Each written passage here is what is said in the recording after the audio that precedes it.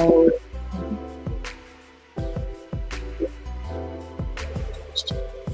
got going on here. Thanks.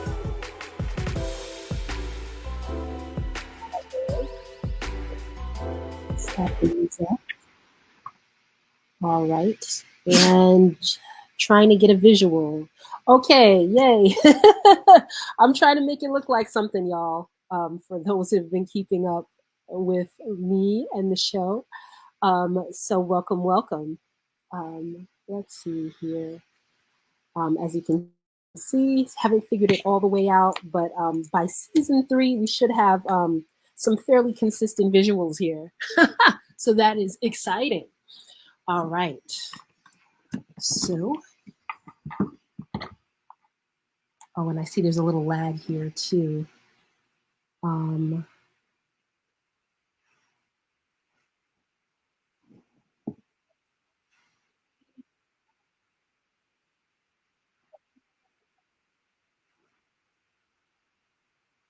Okay. All right. So, looks like the stream, the Instagram stream has like a 5 to 7 second delay between StreamYard and Instagram. So it's going to be a little off. I already know that. So apologies in advance.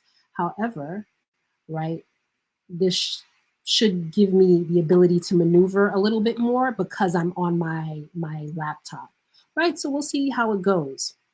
Okay, so let me reintroduce myself. My name is Deanne Battle, and this show is called The Composite, right? And it's called The Composite because it's just me basically responding to things that I see, whether it's socially, politically. Yeah, that's been pretty much a lot of the focus. Pop culture. I've been on a little bit of a tear with the pop culture lately. So we're going to stay with that, right?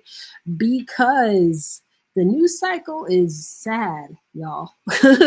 Or it's like getting increasingly more challenging to watch. So I think what I'm going to do is have, I want to say, so this is episode 17. So I'll maybe do 2 to 3 more episodes for this season. well, take a break. And then, you know, as I did between season 1 and season 2, make a couple of changes, try to improve. Um, yeah, just keep it going from there. So, you know, thanks to those that have taken this journey with me thus far. And then to new or, you know, future viewers. Sorry, I'm still trying to get the dual screens going here. You know, I hope that you enjoy this playback, you know, whenever you come across it. So I keep moving because I noticed the light is shifting, and that's a little weird. So I'll have to figure that out. But I'm here. So what the heck am I going to do tonight, right? That really warranted all this fussing around. So I want to do a bit of a music review.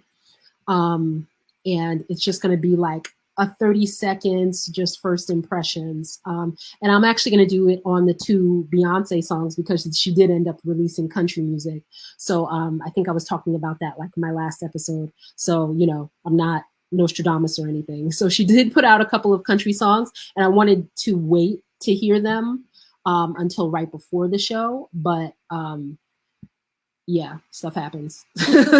I'm tired. So I'll just do like, you know, a 30-second preview or so of each song. So that's why I've got my earphones in here. And then I want to talk about the back and forth between Monique and her son. I talked about that briefly last episode. I think I want to touch on that again just because we've got some updates there.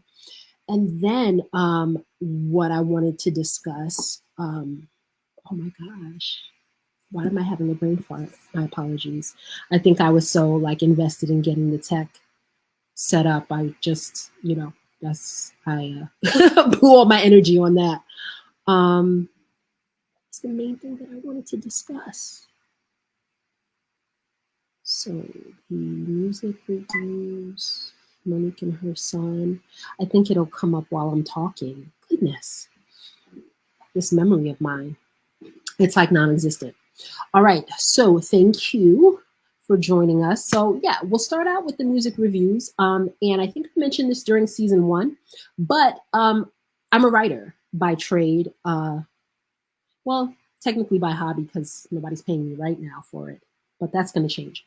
And so, you know, initially when I started doing this, I was like, oh, I could do book reviews and stuff like that. And then I just had a lot of mentors in my MFA program saying, you might not want to do book reviews unless like you absolutely love something and want to tell everyone to read it. But here's the thing about me, like even when I love something, I'm very critical of it, right? Like, and just because I just want to see like, well, I want to take it apart. I want to see, you know, how does this thing actually work? So sometimes I can praise something and people will still think that I'm being critical, and it's like I'm not. I'm just, for me, curiosity. Like if I see something, a movie, a TV show, if I hear some music, if I read a book, if I don't have like a questioning, or curious response to it, then that's, you know, kind of bad, because like for me, that's how I work with things. I'm a tactile learner. I just want to like, you know, again, I mess with it, turn it around, you know, this is, see, okay, oh, this remote, oh, this is different from other remotes, you know, and it's just like, it might seem like a silly or like quirky thing, but that's just how I experience art, right? You know, what does this work evoke and where do I connect it to?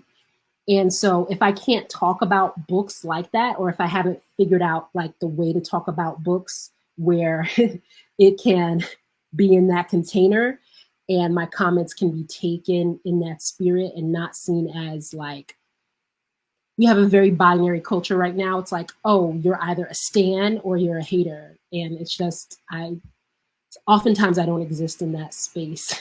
So it's just like, I don't want to ruin my writing career before it begins. So that's why I've been avoiding deliberately like avoiding talking about books and book culture.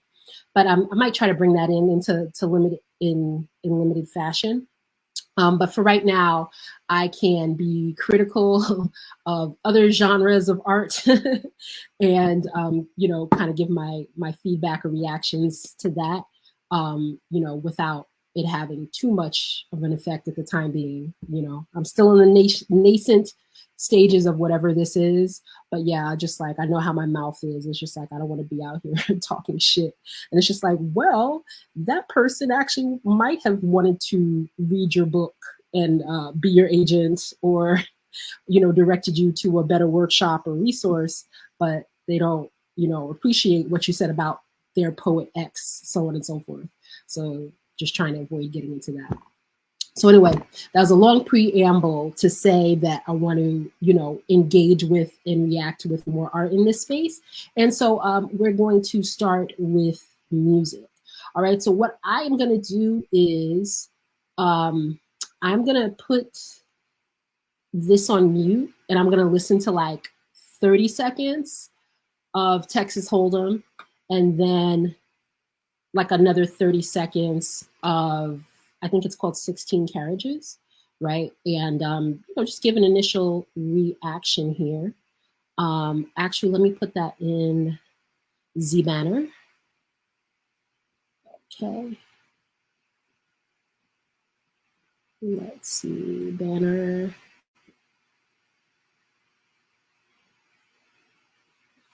All right, so let's see, do it as a ticker. All right. I'm just doing this in real time, y'all. Oh my gosh. Like, listen, if I can figure this out, there's help. There's hope for the children. Let's just say that. Okay. Music review.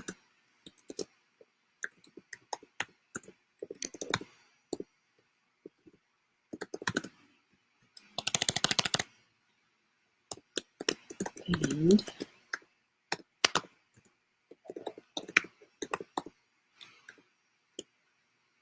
alrighty. So just scroll that across the top. Aha, there we go. All right, so it's looking a little crowded there. So I'm gonna hide that one. All right, that's a little better. We like.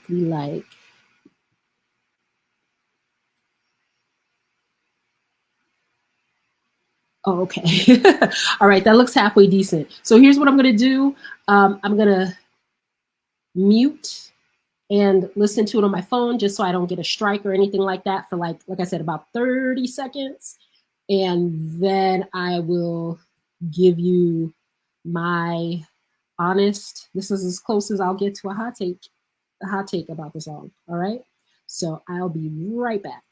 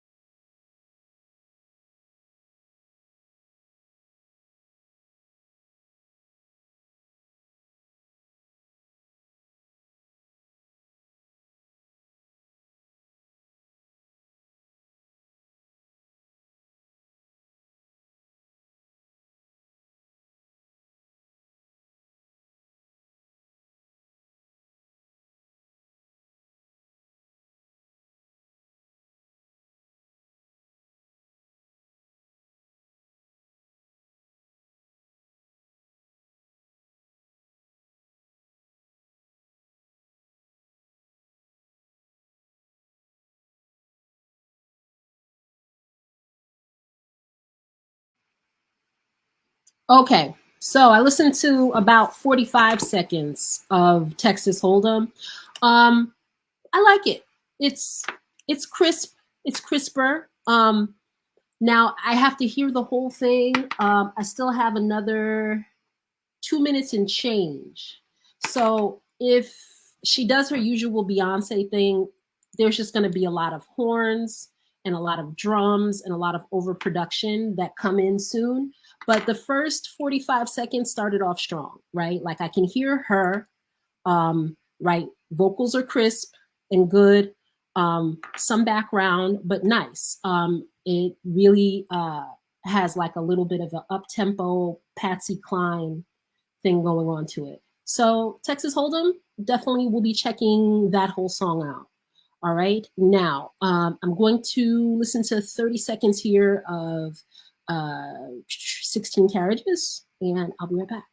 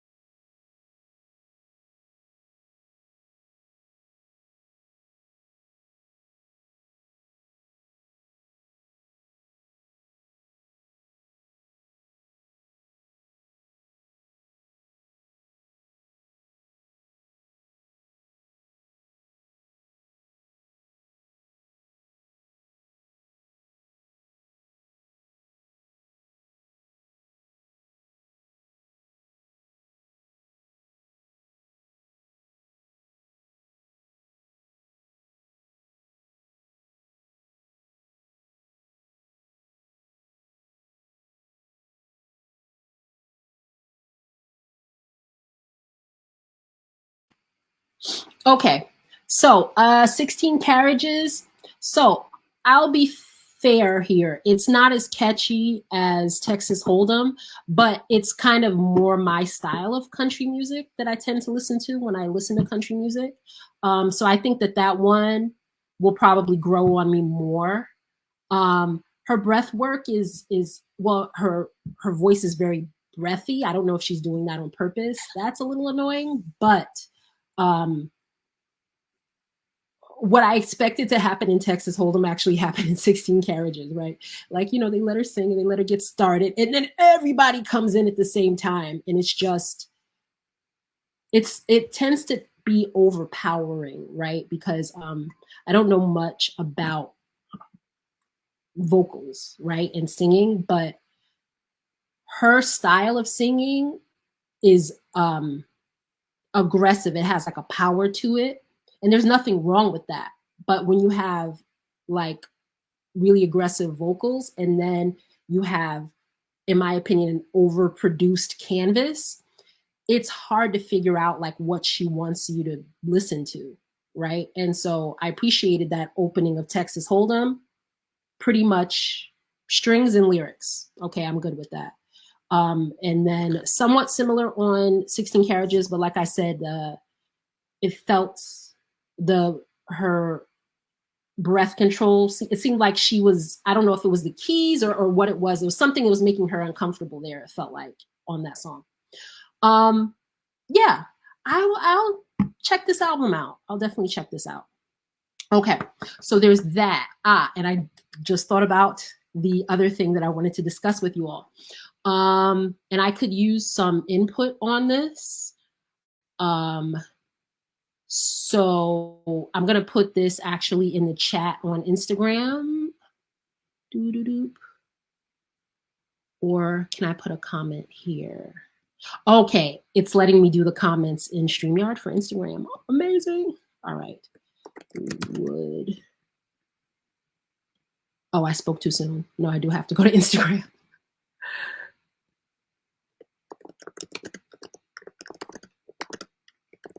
Interested in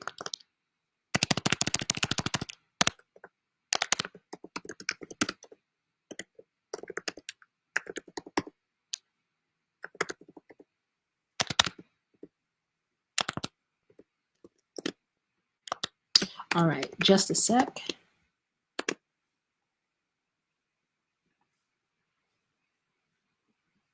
So what I typed was, would anyone be interested in a Vultures review? All right. And so I want to give a caveat to that statement. So I haven't bought any Kanye West music since uh his second album, right? I would hear stuff on the radio and stuff like that. Or, if somebody gave it to me, burned it for me, whatever. But I purposely avoided giving Kanye my money because it's just like, I know people are very rightly upset about recent comments that he's made, but once homie said slavery was a choice, I was like, okay, yeah, dude, I don't know who you're rocking with or who's like gotten into your head, or maybe that's how you always felt, but it's like I'm not paying for somebody if they're saying bullshit like that. So, I'm not his biggest fan by any measure or stretch of the imagination. However, I was talking to a friend of mine, and I don't think we're alone in this thought process or thought pattern. Um, Kanye's trying to uncancel himself. And I mean, just as a thought experiment, I'm curious to see if that can actually happen. Like, if you can be in the place that he was and rehabilitate your image, like, what does that take? And so that begs two questions, right? Like, so in order for him to uncancel himself, number one, the art actually has to be good, right? And so I did read one review of Vultures, I think in Complex magazine or something like that. I just saw it quickly. It was an interesting review. It gave like a mix overall. It said sonically, I believe the writer was saying that what Kanye's doing is more like an EDM vibe to it and really pushing outside of hip hop. But he said the lyrics were just kind of lukewarm overall. So I'm like wondering, okay, there's been this constant debate, right? Of like, can you separate the art from the artists? I think out of most artists that are relevant today, I think he's the perfect case study for that, right? So he hasn't killed anyone, which is good. He hasn't, molested anybody that I know of. Hopefully not, right? So his egregious errors are kind of just at that cusp where people could forgive you if they wanted to, but I can also understand if they don't. So I don't have a dog in the fight, but again, just to wonder, can you separate the art from the artist? I thought that Vultures would be, a good thought experiment for that. So if people do have an interest, I can, put together a review for the next episode. So that's just something I'm thinking about. Because especially when artists collaborative, which most art forms of art are, right? When you cancel somebody, it's not just that person, right? It's like whoever works for them. It's a whole team of people, and that's not in a different context, but that's kind of what Taraji Henson was talking about. It's just like you look at a celebrity and you're saying, oh, like this person makes so much money, so on and so forth, but they have to pay a lot of people, right? So on the flip side, when they aren't paying those people that work for them, I mean, I'm sure those people just have to, go find something else. But there's a level, I think, of cavalierness, if that's a word, that we put on quote unquote cancellation. Like when I first heard of that term, I'm like, damn, people are like, you're canceling a human being? Like just even the concept of it, I really didn't use the term the first couple of years that I heard it because it makes me uncomfortable. That idea that, oh, this person just no longer exists, Now, I'm not saying that there aren't people that don't deserve to be in that category, but what I'm saying is if you overuse it, if you overplay it, and people are doing this already where it becomes like a badge of honor. It's just like, oh, I'm canceled, I'm tapping out, you know, and then you go over to the dunce corner, right, with everybody else that's been canceled, and you know, then you're getting props just for being contrary to be contrary. At that point, it's not necessarily because a person agrees with you. It just, getting canceled somehow becomes like the default rebellious position, when it's, in my opinion, is that's not necessarily the case, right? Like, just because somebody's been quote unquote canceled, that doesn't mean the people canceling the person are overreacting, if that makes sense. Like, some people is like, no, the shit that you said and the shit that you did was foul. Like, but the part that I don't think that we've worked out is, how does someone rehabilitate themselves, right? Because Chris Brown, I guess he was supposed to perform at the NBA All-Star weekend, and they canceled him the last minute. And they've been doing that to him off and on over the years, canceling him last minute. And he's kind of like, how long do I have to, you know, keep paying for this same incident, especially when the person who was the quote unquote victim forgives me? So at one point, I think that question has a lot of merit. On the other side, it's Chris Brown. And he's definitely had a lot of other incidents. Like, he straight up punched Usher in the face when Usher gave him a birthday party. I'm like, now, I'm not going to bring that up. It's none of my business what happened. But I just know that was like, wow, okay. It's just, and then, you know, there's Karuchi Chan, or Tran. My apologies if I mispronounced her last name. And she was also saying that there was, you know, elements, it seems like, of an abusive relationship. Like, not, I don't remember if she full out said domestic violence, but I think the quote that I read, it was hinting in that direction. So I don't know if she followed up on it. I don't really follow her career.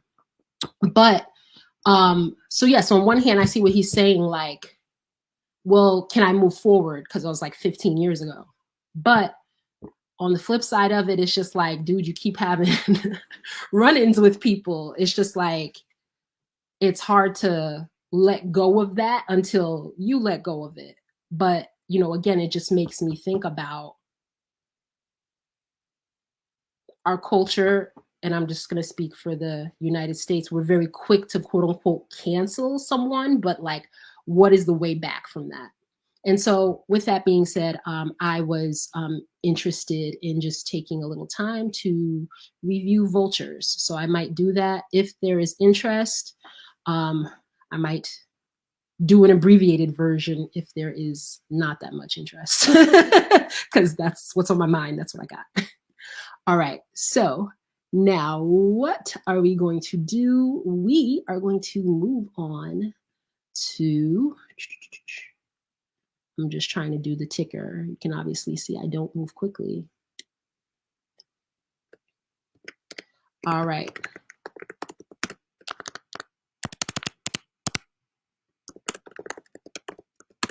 And what?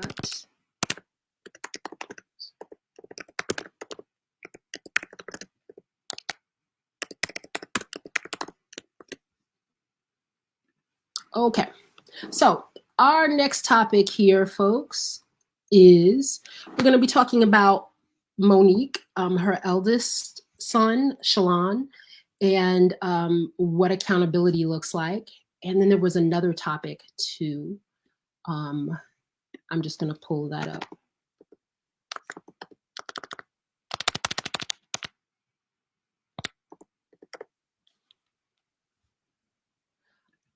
There's this woman, and then we'll end on this topic. There's a woman, and she did a 50-part viral video, and it's called "Who the Fuck Did I Marry?" And so I only watched 3 parts of it. I'm not watching all of that, but I wanted to just take an opportunity to respond to that because that was something that was on my mind today too. All right, so that'll be coming up at the end. All right, so the comedian Monique and her son Shalon. Now, she initially, just to give people background information if you're unfamiliar with this story, so she did, Cat Williams said this is the year of truth, right? And she went on the Club Shay Shay, Shannon Sharp's show, and she told her piece. She told the story that she's been telling for quite some time now about how she was treated by Oprah Winfrey and Tyler Perry. So I think if you're familiar with Monique, you should be familiar with that part of the story. But I'm just pulling it up here.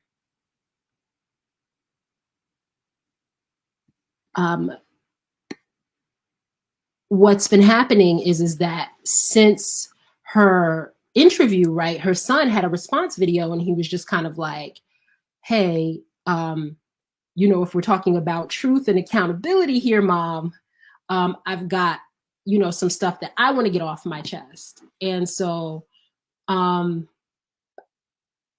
they've gone back and forth because he did 3 videos.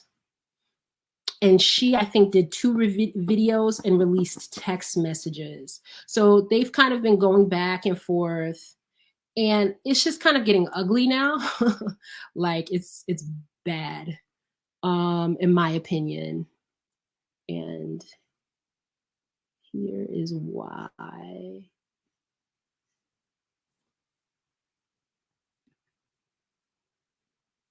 don't know. Okay, here's dude's last name. Let me see if I can find a short version. He's been putting these videos on TikTok. I actually do not have a TikTok account. I'm resisting getting a TikTok for as long as I can. There's been something that's been happening to me with social media just in general, where I feel like it's disrupting my thought processes, if that makes sense. And it's just like, I don't need anything else like messing with this scrambled eggs up here. So, I've even been trying to on Facebook and Instagram and stuff like that, I've actually reduced the amount that I comment now. So I'll go in, I maybe give a like or whatever, but I'm trying to disengage from that. I'm trying to have my social media access just be related to the show, and then, just limit it to that, because, again, like I feel like I can't focus, that it's just, my brains are addled, and it's just like, I'm like, what can I do to fix this? I can get some Prevagen, or I don't know, what is it, CoQ10, whatever the hell people are taking.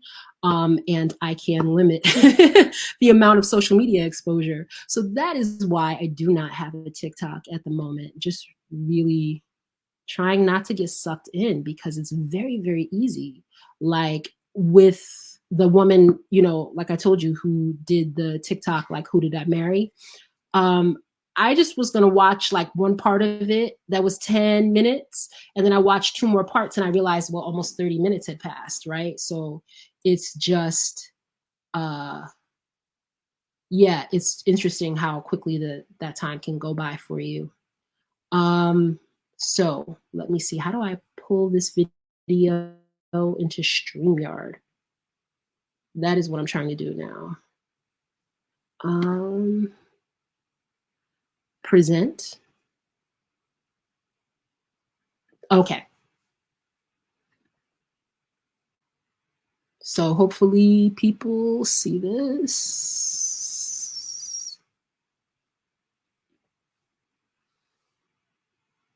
Okay. All right. So it should be sharing now. Let me just check and see how it looks on Instagram. All right. Sorry for Instagram folks if it looks a mess, but this will be quick. Now, here's the thing. Can I show a clip?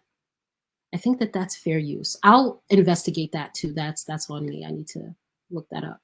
Okay, so let's see what this video says. I just want to see a section of it, and I want to talk to you about something.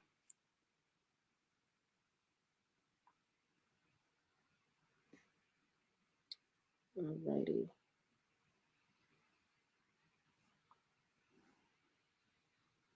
Okay, it's loading slow.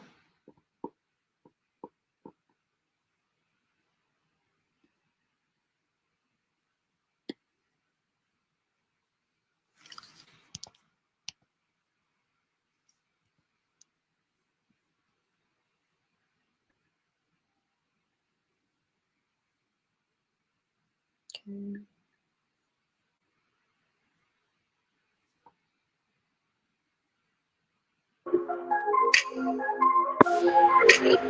Get past any music.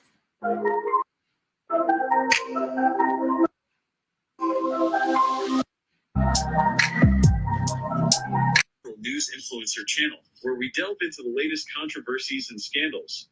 Today, we're going to talk about Monique and her son, Shaylin Jackson. In an explosive interview on Club Shay Shay, Monique's son exposed her, revealing that she lied about their relationship. According to Mr. Jackson, his mom confessed to prioritizing her career over him. He felt the need to address this and let us know what it truly means to have a parent put their career before their child. Our hearts go out to him, and we send in comfort hugs and light during this difficult time. Okay. So, that was just kind of like a roundup, but I think it really got to the heart of, for me at least, what the issue is. For me, the main issue is, like, your son has told you he was hurting, right? So just as she's had an opportunity, this past 15 years or so, to get platforms where she can tell her story of how she was mistreated,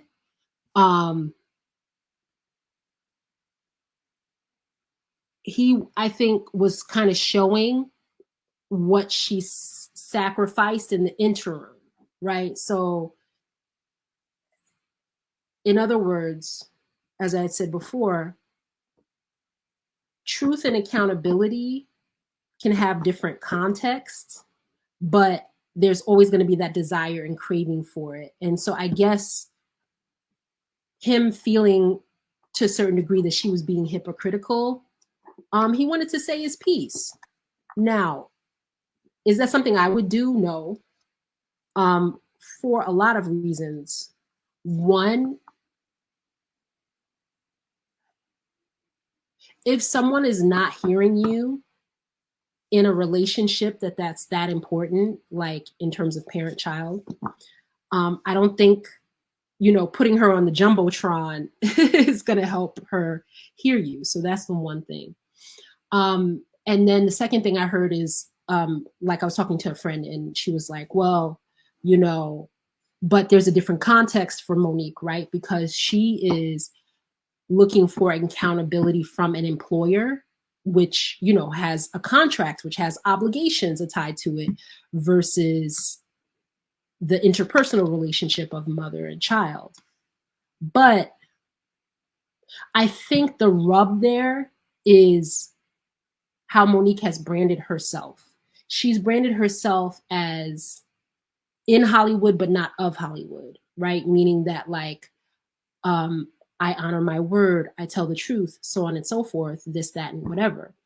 And so if she is putting herself out there with a degree of authenticity, it's okay for her son to challenge that, because she had mentioned him during the interview. But yeah, I think he kind of, he said he wasn't going to do any more responses, and then he did 2 more responses. So that, I think, undermined, undermined, yes, undermined him quite a bit. Sorry. Because if you say, like, this is the only time I'm going to address something, and then you walk away, it's like, oh, okay, that person's unbothered. Okay, cool, I feel you. But when the person, like, and this one more thing, and this one more thing, it's just kind of like, wah, wah. I mean, he is in pain. You know, you can visibly feel that he's uncomfortable. And then she did a joke about it, which was, to me, it felt very low. And I think it was validating a lot of what he was saying about her, which is that she's pretty much self-focused. Um, and I mean, even as a comedian, I think you can take a second to acknowledge, like, I didn't win this one. You know, I messed up. And again, and I said this before as well, like, because everything is in the stan hater culture, you're not allowed to, like, you know, say, I think Monique's hilarious and I think she's really talented. And it sounds like she's got a lot of shit to work out with her son. And I hope that goes well. But truth and accountability are important.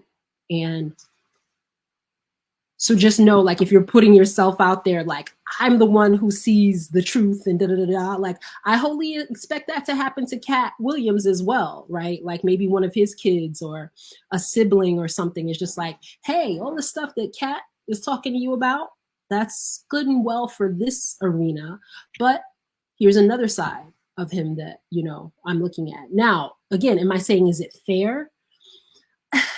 I don't know. It depends on the circumstances.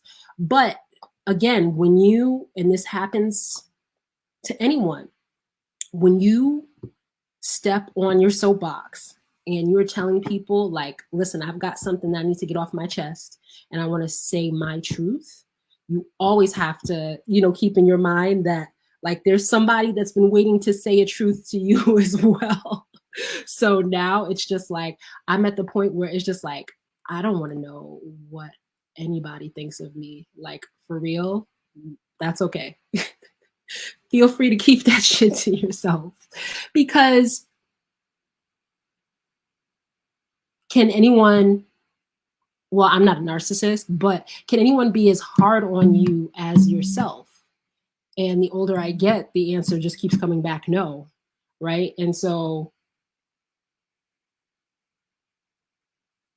I'm at a point where I wouldn't stand up and say, hey, I've got to tell the truth about X, Y, and Z, right? Because I'm just not, I'm a little fragile right now. I'm just not in the mood to get a response back. So I will keep my head down in my shell, or keep my head in the sand, do my show, go to work, write my book, mind my business. Not in that order. Hydrate and moisturize as well. Those 2 are definitely first. Okay. And so, yeah, that's what I wanted to say about that. Because I just think it's just too easy to say, oh, I agree with Monique, or, oh, I agree with her son, when I think that they both have good grievances or understandable grievances, but it's not the forum. It's social media. Like, you're not going to see me arguing with my family on social media. You're just not. So there's that. All right, now the last thing that I'm going to end with here, and we'll see how long Instagram lets me stream before they cut me off here. I'm going to share my screen. Share screen.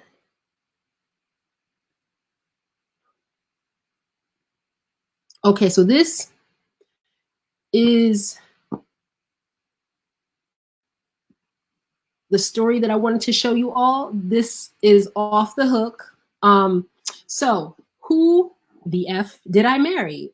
A woman's 50-part viral story of how she ignored red flags to marry a pathological liar takes the internet by Storm. So this woman is named Risa Tisa, right? And people just kept reposting and responding to it. So I was like, okay, you got me. I'm a sucker, right? So this video here on the left, that was the first video that I saw. And then I went to watch 2 more videos. And I couldn't watch too much more than that. So I'm going to stop sharing my screen. So if you're interested, you can look that up. Now, some people have been disparaging the woman and just saying, oh, like, who did she think she was going to meet because, you know, she's heavy set? Like, of course, she's not going to meet a VP that works for like a Fortune 500 company. But that's just there's so many levels of jacked upness to that, right? Because because she's heavy set, she should have low self-esteem, and she shouldn't believe that, you know, somebody, at least who's quote unquote financially successful, is interested in her. Like, that's shady. The place where I hold her more responsible is just some of the flags that she was mentioning. It's just kind of like, how, ma'am, how can you overlook that, right? So she was saying that he was calling his brother every morning on the phone. And, you know, you're on the phone, you're like, hey, Joey, what's up? Blah, blah, blah, blah, blah. And so she would be in the background and she'd be like, oh, hi. And then he was like, the boyfriend slash fiance slash husband was passing messages between her and the brother. Apparently he was talking to no one, right? There was no one else on the other line. But I'm just like, okay, so if you hooked up with this guy a week or 2 before the pandemic lockdown, right? So the beginning of March 2020, and then she kicked him out of the house. They were married, you know, and everything, did the paperwork. She kicked him out June 2021. It's like, I mean, if I have to be honest, she was really forcing that through. And here's why I'm saying that, because that would bother me.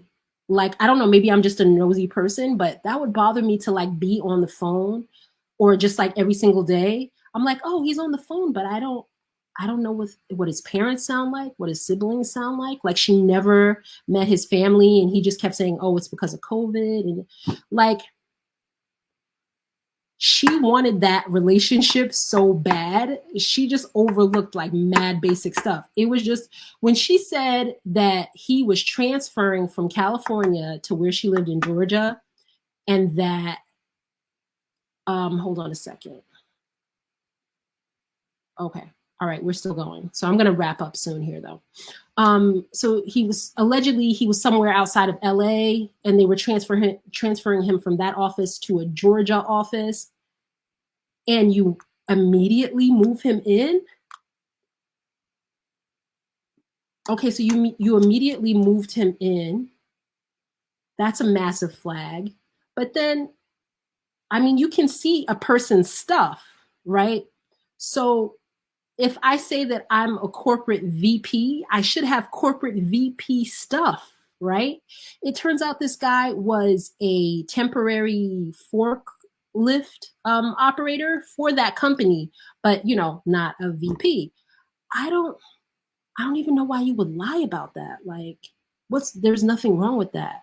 So I'm not going to disparage the woman. She seems like she's in her mid 30s.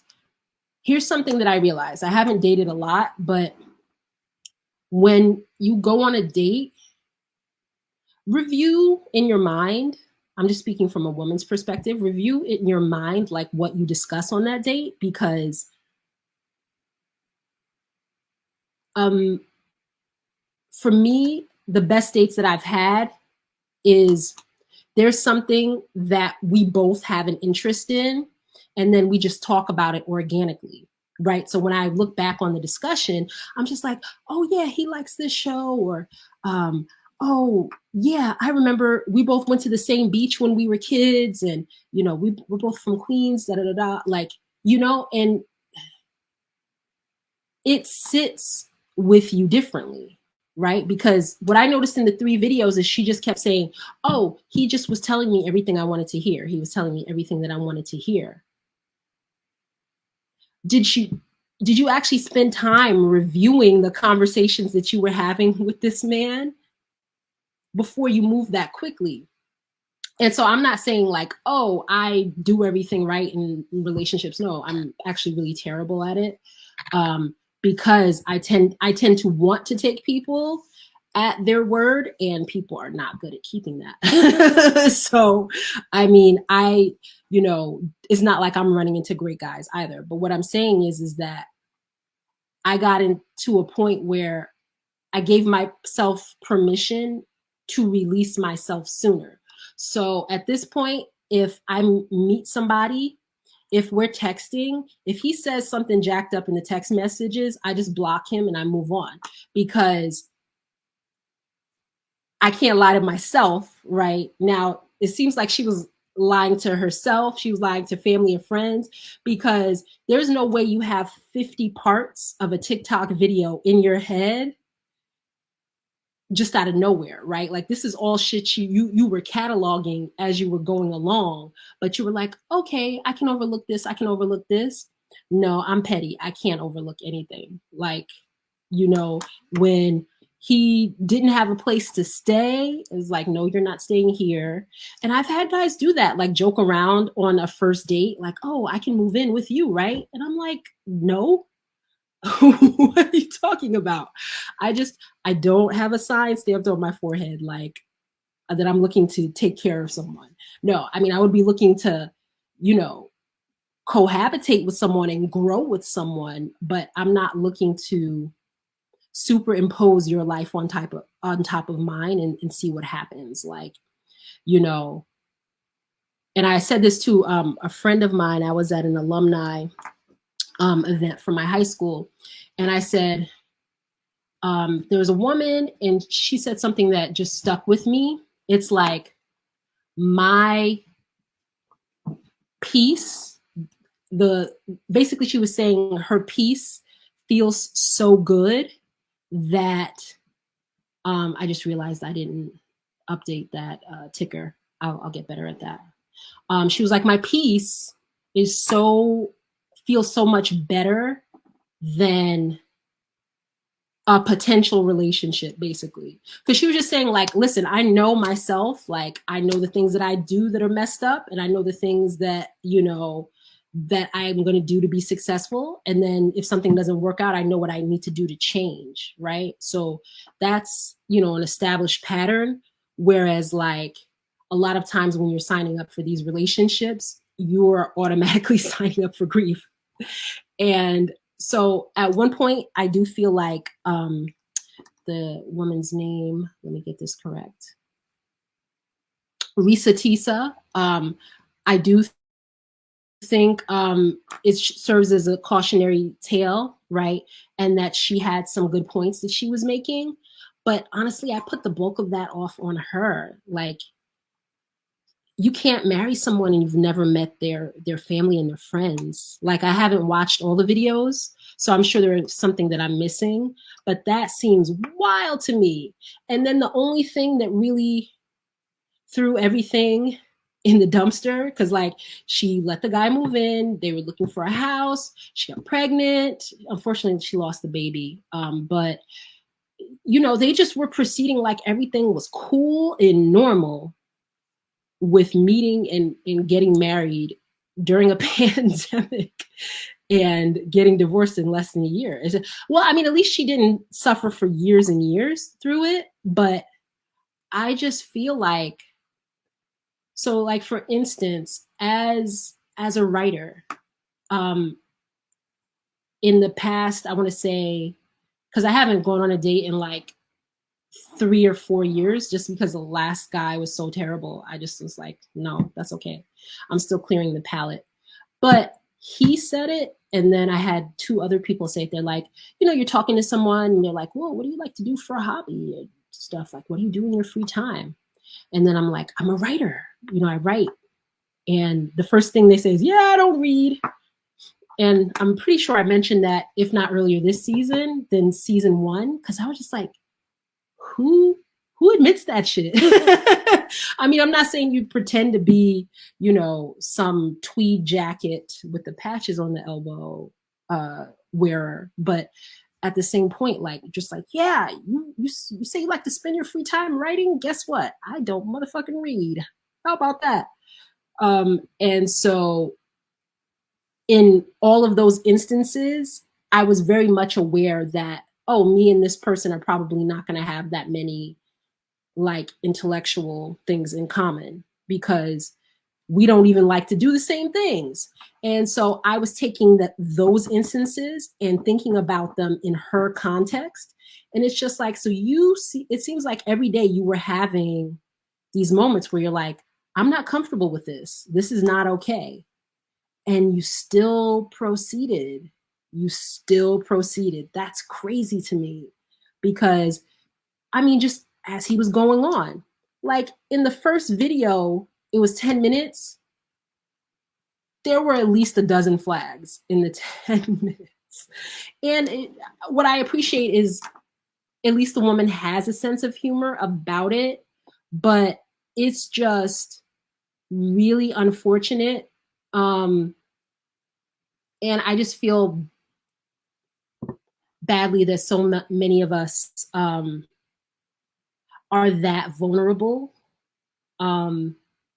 that we're letting ourselves get preyed upon. And so if anything, maybe the woman's story will help people with that part of it. Like, will help people see that the stress and the drama of someone so unhinged, because the dude lied about every single thing, like about his family, what he liked to eat, anything. He just lied about everything. It's just like, well, is he even a human being, or just like is he from Mars? Like, is there a zipper you can pull back and see? I don't know. But yeah, if you have some time, you know, you might want to check it out. Her name is Risa Tisa, right? And her TikTok series is called Who TF Did I Marry? So, you know, feel free to check that out if you're interested. Excuse me. All right. So I'm going to go live again. See, tomorrow's Tuesday. If not tomorrow, then definitely by the latest at Wednesday. I'm going to try to still use this format here in Instagram and on StreamYard. So we'll see how it holds up when I do the replay. All right. And that has been The Composite Season 2, Episode 17. And I'll see you next time.